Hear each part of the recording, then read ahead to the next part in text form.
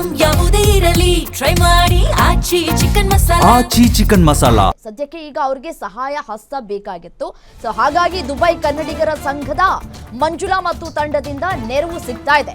ಕನ್ನಡಿಗರು ಇರುವ ಕಡೆ ತೆರಳಿ ಸಹಾಯವನ್ನ ಮಾಡ್ತಾ ಇರುವಂತಹ ತಂಡ ಯಾವುದೇ ತೊಂದರೆ ಆಗದಂತೆ ನೋಡ್ಕೊಳ್ತಾ ಇರುವಂತಹ ದುಬೈ ಕನ್ನಡಿಗರು.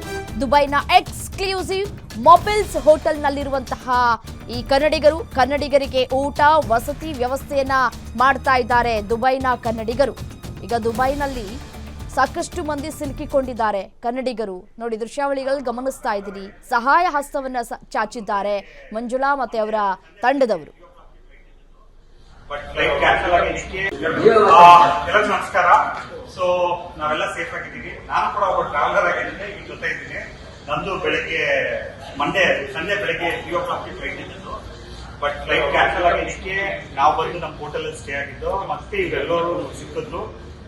ಈಗ ನಾವೆಲ್ಲರೂ ಸೇಫ್ ಆಗಿದ್ದೀವಿ. ಯುಎಇ ಗೌರ್ಮೆಂಟ್ ಅದು ತುಂಬಾ ಚೆನ್ನಾಗಿ ಮಾಡ್ಕೊಡ್ತಾ ಇದೆ.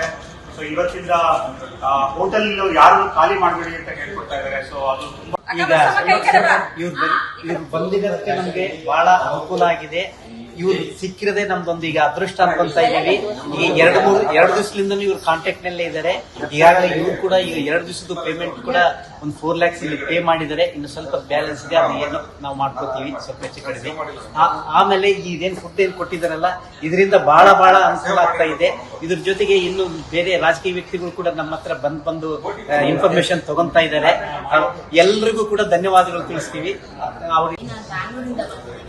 ಸೊ ನಾನು ಇಲ್ಲಿ ವರ್ಲ್ಡ್ ಟ್ರೇಡ್ ಸೆಂಟರ್ ಅಲ್ಲಿ ಒಂದು ಎಕ್ಸ್ಪೋ ಇತ್ತು, ಹಾಗಾಗಿ ನಾನು ಬ್ಯಾಂಗ್ಳೂರಿಂದ ಬಂದೆ. ಬಟ್ ಸಡನ್ಲಿ ಏನಾಯ್ತಂದ್ರೆ because of my flight was on 28 Feb, cancellation ಇಂದ ಏರ್ ಸ್ಪೇಸ್ ಇಂದ ಎಲ್ಲ ಕ್ಯಾನ್ಸಲೇಷನ್ ಆಯ್ತು. Then I was literally worried, ನಾನು ಸ್ಟೇ ಮಾಡಕ್ಕೆ ಎಲ್ಲಿ ಹೋಗ್ಲಿ ಏನ್ ಮಾಡ್ಲಿ ಅಂತ.